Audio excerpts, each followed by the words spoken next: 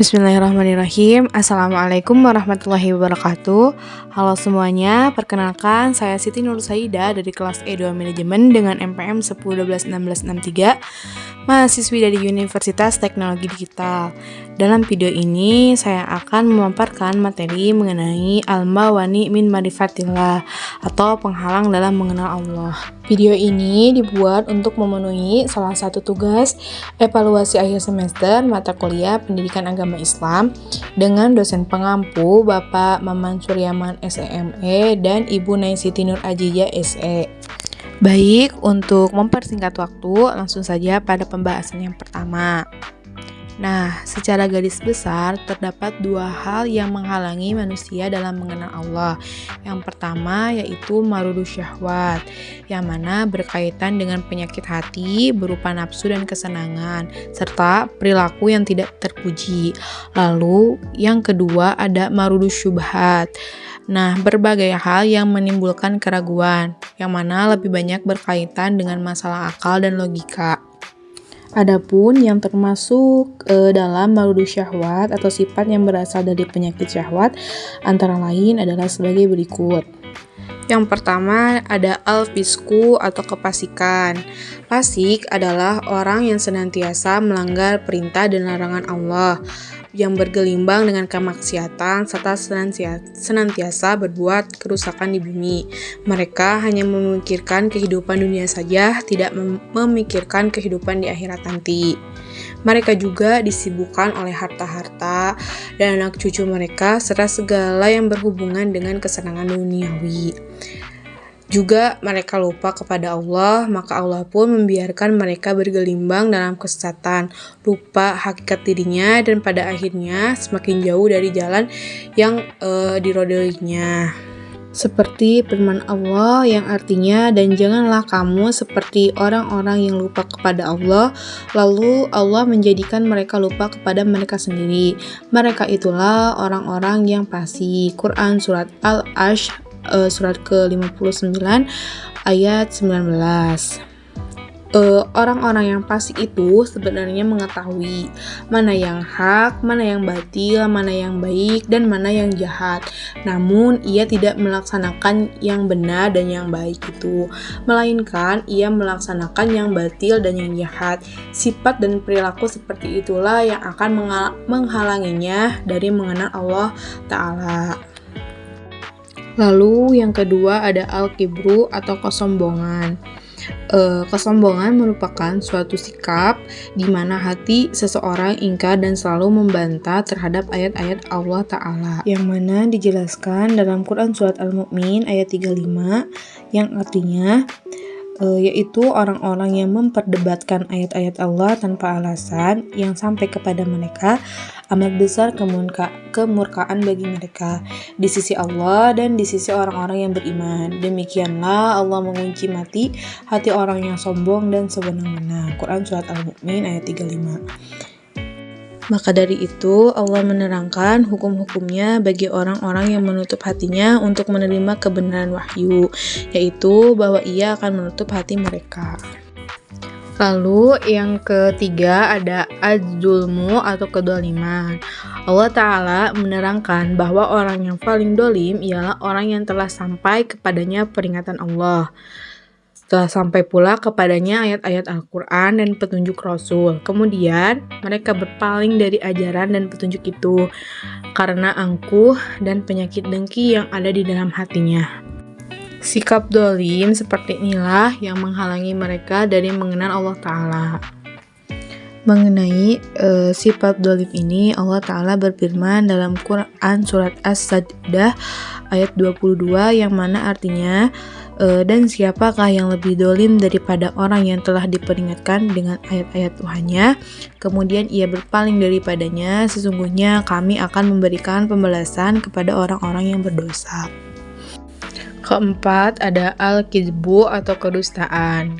Kedustaan merupakan sifat bohong atau pura-pura dan pengingkaran terhadap ayat-ayat Allah. Hal ini seperti yang dilakukan oleh orang-orang munafik, sebagaimana dimuat dalam firman Allah Ta'ala yang artinya mereka hendak menipu Allah dan orang-orang yang beriman.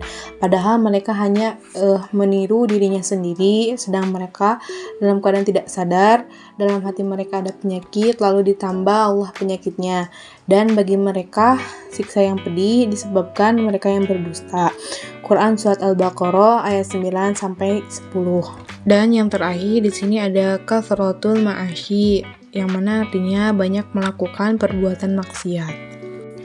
Disebutkan dalam hadis Abu Hurairah radhiyallahu anhu bahwasanya Rasulullah SAW bersabda, yang mana artinya sesungguhnya seorang hamba jika melakukan kesalahan maka akan tercemari hatinya dengan satu bercak hitam.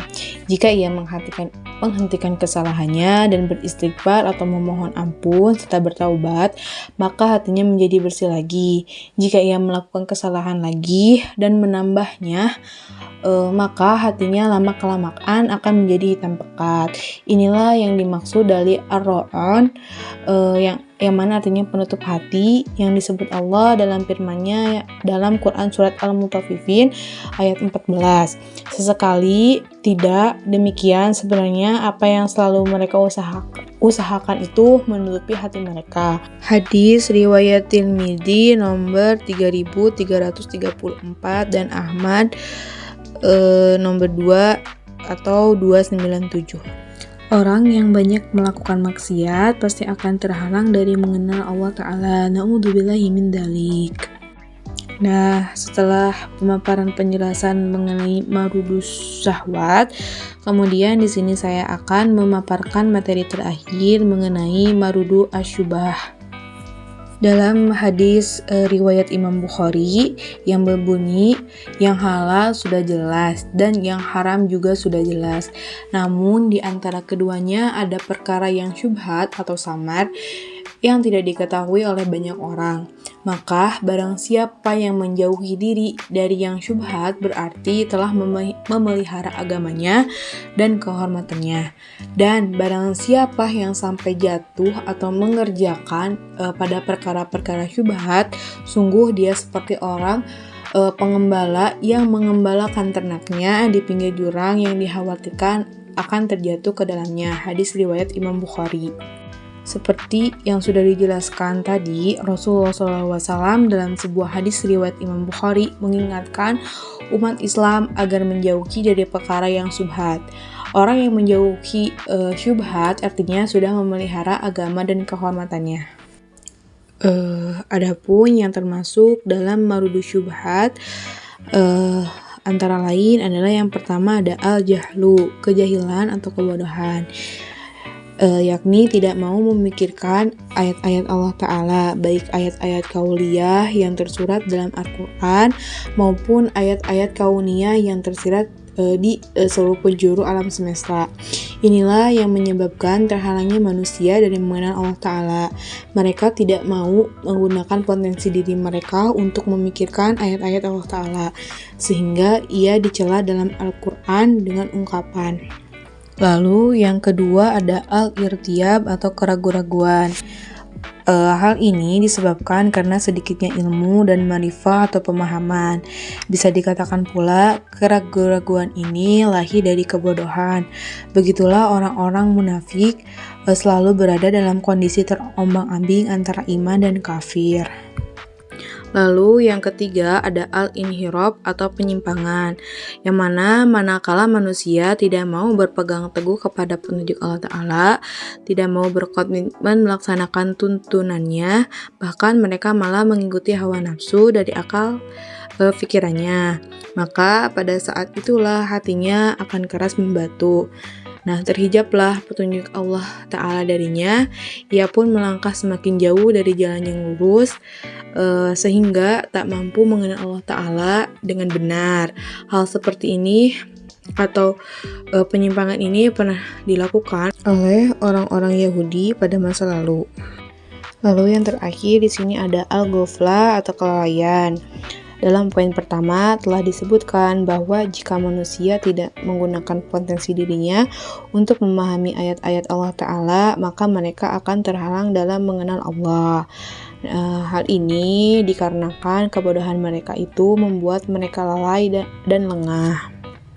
Maka dapat disimpulkan setiap halangan mengenal Allah muncul pada diri manusia sendiri, walaupun hasil dari godaan iblis dan pengikutnya. Halangan-halangan ini muncul dalam bentuk sifat-sifat yang kontradiksi. Pertama, berawal dari penyakit syahwat seperti fasik, takabur, dolim, dan dusta. Nah, penyakit syahwat ini terfokus kepada pelampiasan hawa nafsu yang tidak terkendali. Lalu yang kedua, diawali dari salah paham atau syubhat kepada Islam dan Allah seperti jahil, ragu-ragu, dan menyimpang. Semua sifat di atas menyebabkan ketidakpercayaannya kepada Allah Ta'ala. Hambatan untuk memahami Allah akan menimbulkan murka Allah Subhanahu wa Ta'ala, terutama kemarahan yang disebabkan oleh penyakit hawa nafsu seperti kesombongan dan ketidakadilan pribadi, sehingga perlu dilakukan mujahadah untuk mengatasi murka Allah. Baik, pemaparan materi telah selesai dipaparkan. Semoga apa yang disampaikan dapat bermanfaat, juga menambah ilmu pengetahuan. Mohon maaf bila ada kesalahan dalam penyampaian juga pelafalan. Saya ucapkan terima kasih. Wassalamualaikum warahmatullahi wabarakatuh.